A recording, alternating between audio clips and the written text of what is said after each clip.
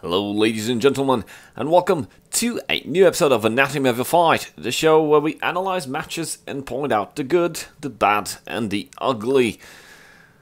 And we've been playing aggro all week like crazy. Hope you guys enjoyed each deck and each episode. We are closing in on Christmas, and you know what that means. Well, I got something for you.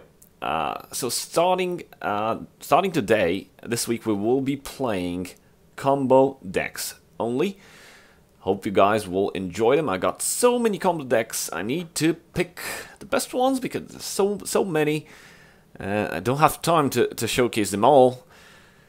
So I have to figure out a plan to pick out the best ones and show them to you guys and talk about them. How to pull them off, how to do it, and because it's Christmas, as I've said, I've got a special prize for you guys.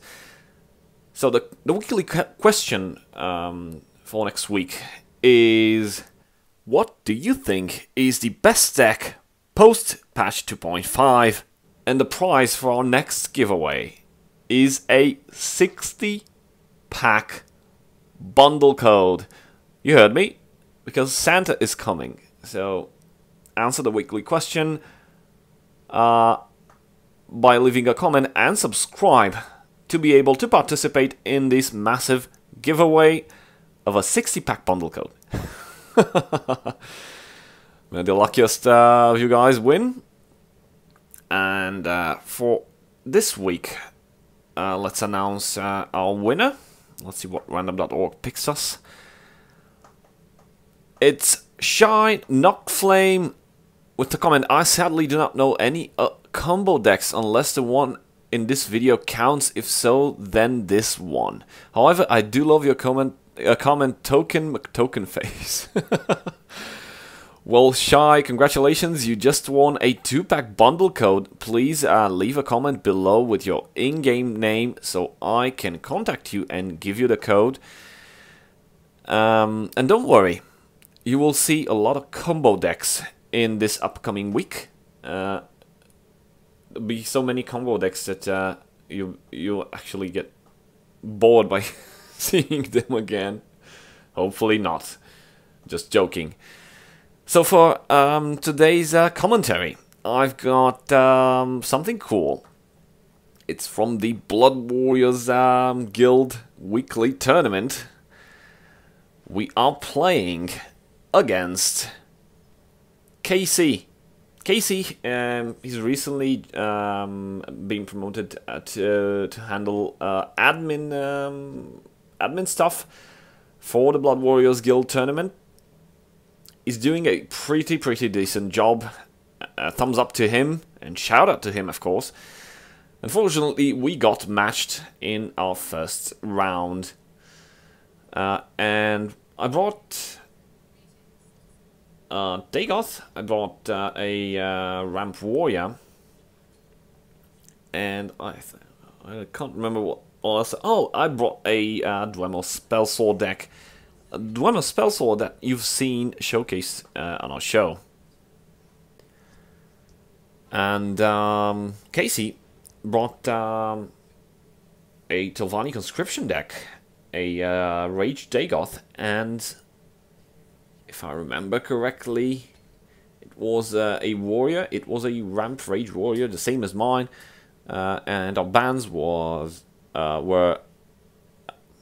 I believe, yeah, we banned each other's warrior.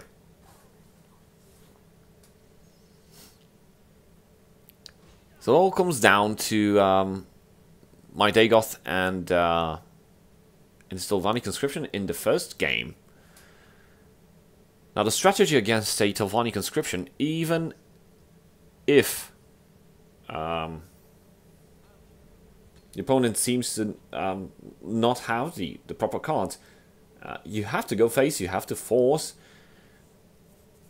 You will give him cards, but if you don't do that, and your opponent hits that 12 Magicka, because this match was was happening post-patch. So, conscription is now a 12 cost. My Ash Berserkers are 3-3. Also the Skulk, with that nerf boost, I'd say, it's somewhere in the middle. It got nerfed. Now it costs now it costs 3, and it's pretty difficult to pull off Cruel Fire Blooms early in the early game. But it also received 1 HP, so it's a bit difficult to remove it. The only thing that you can do is either sacrifice a lightning bolt if you're playing blue stuff, or I don't know, shackle it and destroy it next turn, or Sorcerer's Negation by Sorcerer deck. I'm a bit lucky right now because my opponent managed somehow to burn his hand. I don't want to wait for the ramp, so my strategy here was a full face. However, I did get blocked quite a lot in the first turns, and I was really lucky right here with this Cruel Fire Bloom, because my my Hand of Dagoth stayed alive. There's the Ash Berserker nerfed.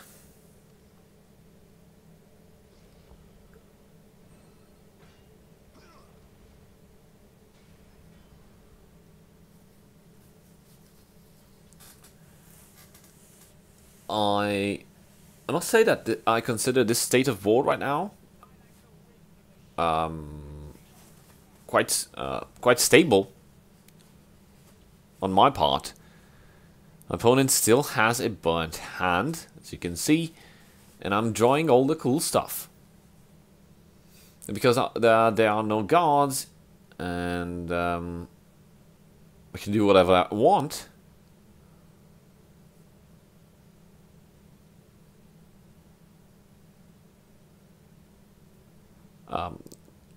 I want to also protect my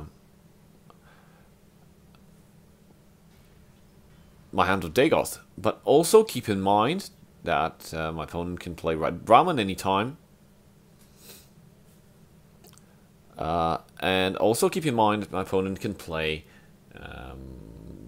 Territorial Vipers and Ordinary Necromancers at any given time. So gotta be really careful and protect what's important. Currently, Hand of Dagoth is the most important creature for me on the board.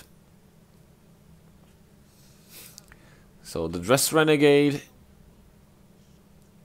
helps do that.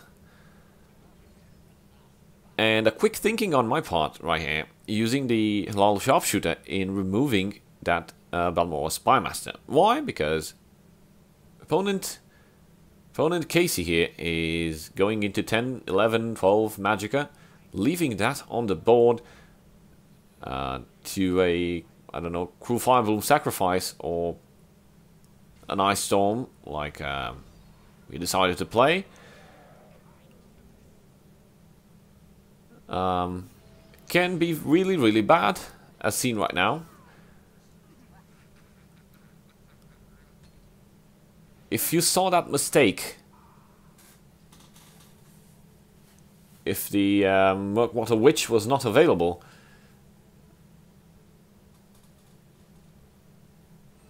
I initially thought it was a mistake because he should have traded invertly, using the dragon to destroy the Hand of Dagoth. But most likely he had this plan with the Murkwater Witch, removing Hand of Dagoth and keeping the dragon alive with a 5 attack, but only 1 HP.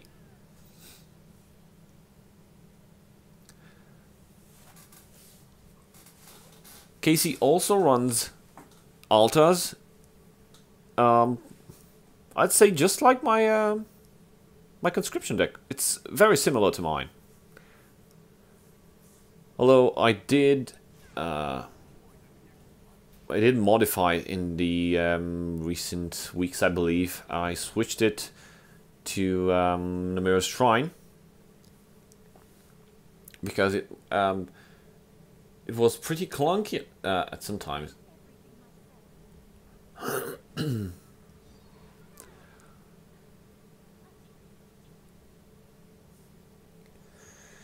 Now it's good to notice that I played my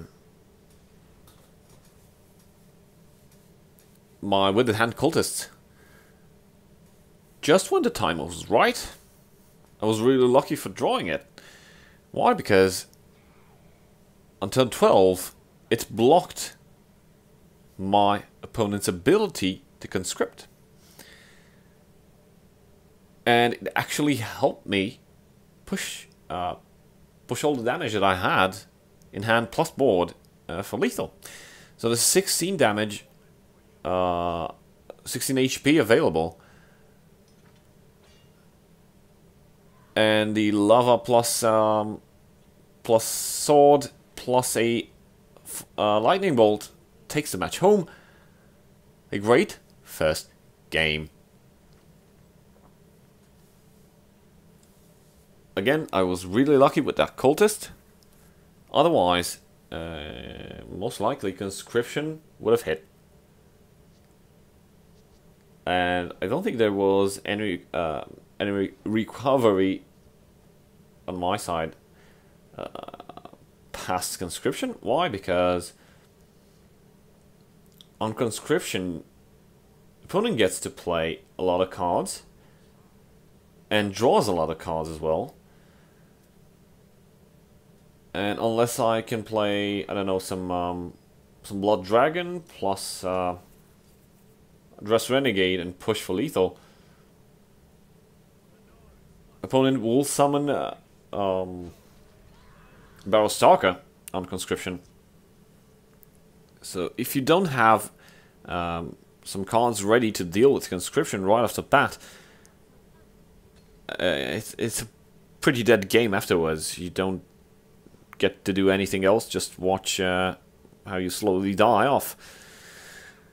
And we're in the second match right now. Because I won with my Dagoth, rules of Last Hero Standing state that, I think I've said them before, but for anyone new here, Last Hero Standing means if you win with a deck, you get to keep it. If you lose with a deck, you lose the deck. And you have to play your remaining deck. If you lose all of your decks, you're basically eliminated. And it's my Dagoth, it's my mid Dagoth versus Casey's Rage Dagoth.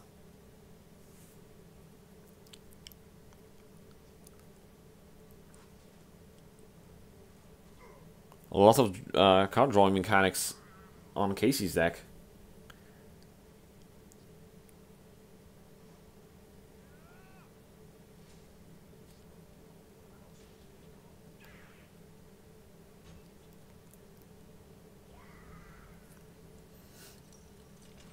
What I was able to do here was shackle that Skulk, prevent him from drawing whatever was planned.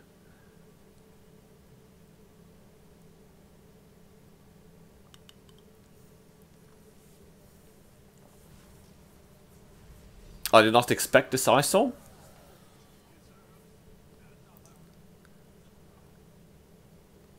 But it allowed me to push 10 damage.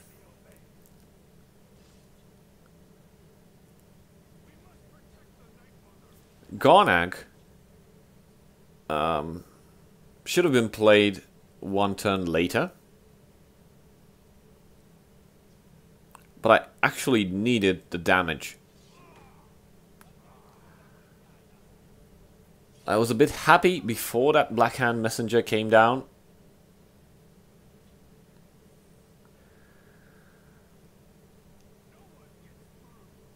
Because it would have been lethal, 9 damage. Now I just have to silence the Black Hand Messenger to prevent any life gain. Casey is down to 3 HP, and I have 6 damage on the board.